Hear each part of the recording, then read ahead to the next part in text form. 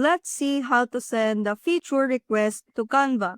And for your information, why do people send requests or send a feature request to Canva? So that they can improve productivity, that users suggest features that would streamline their workflow and save time. Also, enhance creativity by sending requests for more templates, design tools, or AI features to boost creative possibilities. So, for you to send a feature request to Canva, you just have to navigate to the top right corner of your Canva, which is here.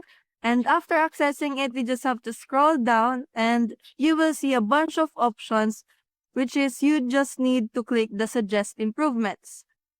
And then after that, click here by suggesting them what you need or your suggestions for them, some features that you wanted to implement them onto the application or website itself.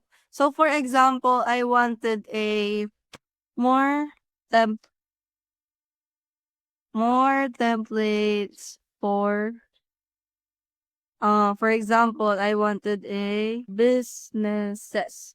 So I just have to click the submit or just simply attach a screenshot or a video, but it is optional for you to do. And that's how you send the feature request to Canva.